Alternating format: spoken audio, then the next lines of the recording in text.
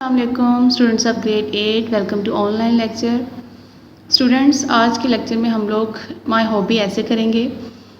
इसके साथ साथ हम लोग ट्रांसलेशन पैराग्राफ्स और पैरा वर्ड्स वाला काम कंप्लीट करेंगे। तो सबसे पहले हम लोग स्टार्ट करते हैं अपने ऐसे से।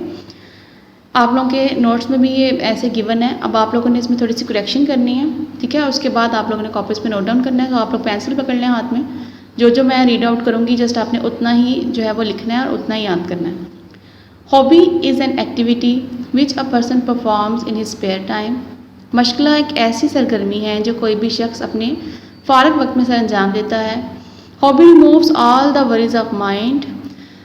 मशगला आपके दिमाग की तमाम परेशानियों को दूर कर देता है। The main purpose of a hobby is to drive pleasure out of it. मशगले का बुनियादी मकसद इससे खुशी हासिल करना होता है। It is meant for our mental and physical relaxation. इसके अलावा हमारी दिमागी और जिस्मानी सुकून के लिए भी बहुत ज़्यादा ज़रूरी है। A hobby has a great educative value. इसके अलावा मशगले की जो है वो एक तलीमी जो है वो अहमियत भी होती है। Hobby is an interesting pursuit. इसके अलावा हॉबी जो है परसूट भी बोलते हैं, ऐसा काम जो आप लोग अपने फ़ारग टाइम में करते हैं, कोई इंटरेस्टिंग काम, उसे परसूट बोलते हैं। Someone has rightly said, occupation is the salt of life and the hobby is the spice of life। इधर आप करेक्शन करेंगे, स्पीशी लिखा हुआ है, आप इसके ऊपर स्पाइस लिखें। ऑक्यूपेशन होता है कोई भी जो है वो आप लोगों का पेशा अख्तियार किया जाता है कि आप लोगों जब फॉर एग्जांपल कोई वकील होता है, ठीक है, कोई डॉक्टर होता है, तो वो अपने प्रोफेशन में उसने जो है वो डेली बेसिस पे वो काम करना होता है, उसकी नीड होती है वो, ठीक है। तो अब जो है वो उन्होंने कहा है कि अब हॉबी और ऑक्यूपेशन में फ़र्क क्या है कि आपके पास ऑक्यूपेशन ऐसा है जैसे आपकी ज़िंदगी में या आपके फूड में नमक की हैसियत होती है। नमक के बगैर आपका अंदाज़ा है कि सॉल्ट के बगैर आपका फूड जो है वो टेस्टलेस होता है, ठीक है। तो ऑक्यूपेशन इतनी बुनियादी अहमियत रखता है आप लोगों की लाइफ में। लेकिन अगर आप लोगों ने फूड में ज़्यादा जो है वो मज़ा ऐड करना है, ज़्यादा उसको जो है वो मज़ेदार बनाना है, तो आप उसमें स्पाइसेस ऐड करते हैं, ठीक है। तो इसी तरह अगर आपने अपनी लाइफ को ज़्यादा जो है वो अच्छा करना है, तो उसके लिए क्या ज़रूरी है कि आप उसमें जो है वो हॉबी को ऐड करें। अपने फ्री टाइम में कोई ऐसा मशगला आप अडॉप्ट करें जिसमें आप लोग अपना जो है वो जो इंटरेस्टिंग आपको लगे और आप पॉजिटिव वे में अपने टाइम को किल कर सकें। Hobbies are of countless types. मशगले कई किस्म के होते हैं। Gardening, fishing, hunting, painting, photography and coin collection are some of them. जिसमें से बागबानी, माहीगीरी, शिकार करना, मुसव्वरी और सिक्के जमा करना चंद एक मशगले हैं। My favourite hobby is gardening. मेरा पसंदीदा मशगला बागबानी है। I find great pleasure in gardening specially flowers like roses. मुझे बागबानी में बहुत ज़्यादा खुशी महसूस होती है और ख़ास तौर पर फूलों से मुझे बहुत मोहब्बत है और उनमें से भी गुलाब के फूलों से। It also put my gardening to advantage by cultivating vegetable and then take a particular relish in the eating the vegetables. मेरे बागबानी का शोबा इसलिए भी फ़ायदेमंद है कि मैं इसमें सब्जियां काश्त करता हूँ या करती हूँ, जिससे जो है वो उन सब्जियों को खा के मुझे बहुत खुशी महसूस होती है। आई सो फाउंडली कल्टिवेट। मैं बहुत शौक़ से मैं बहुत शौक़ से काश्तकारी करता हूँ। I have grown flowering plants. मैंने अपने बाग में बहुत से फूलों वाले पौधे उगाए हैं। The sweet fragrance of the flower serves as a tonic for my body. फूलों की अच्छी खुशबू मेरे जिस्म में एक मेडिसिन का काम करते हैं, मुझे एनर्जी प्रोवाइड करते हैं। I have planted a few fruit plants also. इसके अलावा मैंने कुछ फलदार पौधे भी उगाए हुए हैं। और need for the fruit and vegetables are made from my garden. हमारा जितना भी फल और सब्ज़ी है वो सारा का सारा मेरे बाग से आता है। My hobby provides me a source of entertainment and Joy. मेरा मशगला मेरे लिए खुशी का बायस है। Gardening provides me a good exercise for the day. इसके अलावा पूरे दिन की वर्जिश का काम भी करती है। बागबानी जो है वो पूरे दिन की वर्जिश के तौर पे काम करती है। It keeps me healthy, happy and fresh for the day labour. ये मुझे जो है वो सेहतमंद और तरोताज़ा रखती है। One ever I look my small and beautiful garden my heart blossom. जब कभी भी मैं अपने छोटे और खूबसूरत बाग को देखता हूँ, मेरा दिल खुशी से खिल उठता है। I am really proud of my garden which is admired by all who visit my home. मैं हमेशा जो भी सैर करने या जो भी हमारे घर आते हैं, जब बाग की तारीफ़ करते हैं तो मैं बहुत ज़्यादा फ़ख्र महसूस करता हूँ या करती हूँ। Gardening is a delightful hobby. बागबानी जो है वो एक बहुत ही ज़बरदस्त और शानदार मशगला है। My beautiful garden is a source of pleasure to me. मेरा खूबसूरत बाग मेरे लिए खुशी का बायस है। I can rest in my garden. मैं अपने बाग में सुकून कर सकता हूँ या लेट सकता हूँ। Whenever I am tired of my routine work I go to my garden and lie there on the grass. जब कभी भी मैं अपने रोज़मर्रा की ज़िंदगी से रूटीन से तंग आ जाता हूँ या थक जाता हूँ तो मैं अपने बाग में चला जाता हूँ और वहाँ जाके लेट जाता हूँ या लेट जाती हूँ। I feel fresh in my garden. मैं अपने बाग में तरोताज़ा महसूस करता हूँ या करती हूँ। Hobbies are necessary for a good life because hobbies save a man from idle gossip.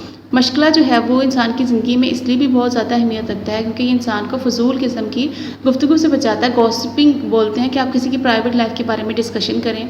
ग़ीबत चुगली की सेंस में आ जाते हैं गॉसिप, ठीक है। और आइडल कहते हैं बेकार को। तो मशगला क्या करता है कि आपकी बेकार आपने जो टाइम जो है वो बेकार कामों में जो है वो सर्व करना है, आप लोगों ने गॉसिपिंग में अपना टाइम वेस्ट करना है, वो टाइम आप यूटिलाइज़ करें, उसको आप पॉजिटिव वे में किल करें, उससे कुछ सीखें भी, ठीक है, उसका कोई फ़ायदा भी होना चाहिए। In short an idle brain is the devil's workshop. मुख्तसर ये कि जो फारग दिमाग होता है वो शैतान का कारखाना होता है। It's crime to waste time in the idle gossip. और ये किस्म का जुर्म है कि आप अपना टाइम जो है बेकार किस्म की गुफ्तगू में ज़ाया करते हैं। Hobby saves us from the idle gossip. अब मशगला जो है वो हमें फजूल किस्म की गुफ्तगू से बचाता है। It keeps us busy in our spare time. हमें फ़ारग वक्त में मसरूफ़ रखता है। अब जितना मैंने रीड आउट किया है इतना आप लोगों ने अपनी कॉपीज़ पे नोट डाउन करना है और इसी को आप लोगों ने लर्न करना है, ठीक है। उसके बाद आप लोगों की बुक पे पेज नंबर 138 पे पैराग्राफ्स दिए गए हैं। आप लोगों को बोर्ड में एज इट इज़ पैराग्राफ इस तरह से दिया जाएगा, ठीक है। नीचे इन्होंने कुछ वोकैबुलरी दी हुई है, बोर्ड में ये भी गिवन नहीं होगी। आप लोगों ने क्या करना है कि इस पूरे पैराग्राफ को आप लोगों ने इंग्लिश में ट्रांसलेट करना है, ठीक है। प्रॉपर वर्डिंग आपने यूज़ करनी है, रेलिवेंट वर्ड आप लोग इसमें यूज़ करेंगे। तो 138 पेज पे ये गिवन है आपकी बुक्स के ऊपर, ठीक है, जो ग्रामर की आपकी बुक है। और आपके नोट्स में इसका जो है वो सॉल्व करके भी दिया हुआ है। आप लोगों ने इसको अपनी नीट कॉपीज़ में नोट डाउन करना है। नोट्स में आप लोगों के पास पेज नंबर 95 पे गिवन है। अब आप लोग देखिए इसको। मेरे घर के सामने एक बाग है। There is a garden in front of my house. इसमें बहुत से पौधे और दरख्त हैं। There are many trees and plants in it. बाहर के मौसम में कई रंग के फूल खिलते हैं। Flowers of different colours bloom in the spring. इनकी खुशबू इर्द गिर्द फैल जाती है। Their fragrance spreads all around. शाम को बाग आदमियों, औरतों और बच्चों से भर जाता है। The garden becomes crowded with man, women and children in the evening. लोग इधर उधर फिरते हैं और लुत्फ उठाते हैं। People move here and there and enjoy. बच्चे बाग में दौड़ते हैं। The children run in the garden. अब वो यहाँ हैं और दूसरे लम्हे वो बाग के दूसरे कोने में हैं। Now they are here and in the next moment they are in the other corner of the garden. हर शाम मैं भी बाग में सैर के लिए जाता हूँ। I also go to the garden for a walk. बल्कि आप इसको ऐसे करेंगे, एवरी इवनिंग। एवरी इवनिंग का वर्ड आप ऐड करेंगे आई आल्सो से पहले, ठीक है। नोट्स में आप लोगों के पास पेज नंबर 95 पे सॉल्व है। उसमें लिखा हुआ है I also go to the garden for a walk, ठीक है। जबकि आपके ट्रांसलेशन में लिखा हुआ है हर शाम। तो आप हर शाम का वर्ड इंग्लिश में ऐड करेंगे। आपने जो भी वर्ड गिवन है उर्दू में उसको आपने ट्रांसलेट मस्ट करना है, ठीक है। तो आप इसमें करेक्शन क्या करेंगे कि एवरी इवनिंग ऐड करेंगे आई आल्सो से पहले। Every evening I also go to the garden for a walk. बहुत से माली बाग की देखभाल करते हैं। Many gardeners look after the garden. उसके बाद आप लोग आ जाए पैराग्राफ नंबर 5 पे। मैं 10वीं जमात में पढ़ता हूँ। I study in class 10। जिस स्कूल में मैं पढ़ता हूँ वो शहर का एक मशहूर स्कूल है। The school where I study is a famous school of the city. मेरी जमात को 4 उस्ताद पढ़ाते हैं। 4 टीचर्स टीच माई क्लास। वो सब के सब बहुत काबिल हैं। They are all very able. लेकिन मुझे सबसे ज़्यादा मिस्टर जैद पसंद हैं। But I like mister Zaid the most. वो हमें अंग्रेज़ी और हिसाब पढ़ाते हैं। He teaches us English and mathematics. इनके पढ़ाने का तरीका इतना अच्छा है कि वो जो कुछ वो पढ़ाते हैं फ़ौरन याद हो जाता है। His method of teaching is so good that we learn at once whatever he teaches us. इसलिए इनकी जमात का नतीजा 100% होता है। That's why the result of his class is 100%। इसके बाद स्टूडेंट्स आप लोगों ने करने हैं pair of words. Pair of words आपकी बुक में 177 पेज पे गिवन है। 10 टोटल आपके सिलेबस में इंक्लूडेड है, जिसमें से 5 हम लोग इस लेक्चर में करेंगे, ठीक है। और नेक्स्ट 5 जो है वो अगले लेक्चर में हम लोग कंप्लीट करेंगे। नंबर 1 आप लोगों के पास अफेक्ट। अब एक जो है वो ए से लिखा हुआ है और एक इफेक्ट ई से लिखा हुआ है। दोनों में डिफरेंस क्या है कि जो ए से लिखा हुआ है इसको जो है हम लोग एज अ वर्ब यूज़ करते हैं। इसका मतलब होता है असर करना, यानी मुतासिर करना। किसी को कोई मुतासिर होता है किसी चीज़ से, उसकी चीज़ पे किसी चीज़ का असर होता है तो उसके लिए हम इफेक्ट यूज़ करते हैं। और सिंपल अगर आप असर बोल रहे हैं, ठीक है, जुमले में इस्तेमाल कर रहे हैं तो उसके लिए आप इफेक्ट यूज़ करेंगे। अब आप सेंटेंस में इसको कैसे यूज़ करेंगे कि इसका मीनिंग क्लियर हो जाए। ए वाले का देखें, this incident did not affect his health. इस वाक़ये ने, इस हादसे ने उसकी सेहत को मुतासिर नहीं किया। ठीक है, यानी असर होने की सेंस में हम इसको ले रहे हैं। सेकंड देखिए, I did not have any effect on him, मेरा उस पर कोई असर नहीं है। अब जब आप ट्रांसलेट कर रहे हैं तो आप इफेक्ट को असर की तरह से जो है वो ट्रांसलेट कर रहे हैं, यानी एक को आप नाउन के तौर पर ले रहे हैं और एक को आपने एज अ वर्ब यूज़ किया। नेक्स्ट देखिए, एडवाइस एक सी से लिखा हुआ है, एक एस से लिखा हुआ है। इसका भी सेम यही मामला है कि जो सी से लिखा हुआ है वो आपके पास एक नाउन है। सिंपल नसीहत हम बोलते हैं, नसीहत एक पीस ऑफ जो है वो एडवाइस कोई किसी को करता है कि उसने मुझे नसीहत की, तो नसीहत क्या है, सिंपली आप लोगों के पास एक नाउन है। अब जो है एडवाइस, कोई नसीहत किसी को कर रहा है, जो करना का जो प्रोसेस है, यानी जो वर्क के तौर पे आप लोग उसको ले रहे हैं, वो एस के साथ आप लिखेंगे। सेंटेंस देखिए, he gave me a good piece of advice, उसने मुझे एक अच्छी नसीहत की। ठीक है, तो नसीहत इस केस में आप लोगों ने एज अ नाउन यूज़ किया है, तो आप लोगों ने सी वाला लिखना है। He advised me not to miss my classes, उसने मुझे नसीहत की कि मैं अपनी रोज़मर्रा की जो क्लासेस हैं उसको ना छोड़ूं। तो अब क्या है, किसी ने एडवाइस की है किसी को। ठीक है, तो जब नसीहत की जाती है तो फिर आप लोग एस वाले जो है एडवाइस यूज़ करते हैं वर्ड। ठीक है, इसको हम एज अ वर्ब यूज़ कर रहे हैं। देखिए, है भी ये वर्ब की पोजीशन पे, हमने सब्जेक्टिव फ़ौरन बाद यूज़ किया है। उसके बाद आपके पास वर्ड है आल्टर, एक ई से लिखा हुआ है, एक ए से लिखा हुआ है।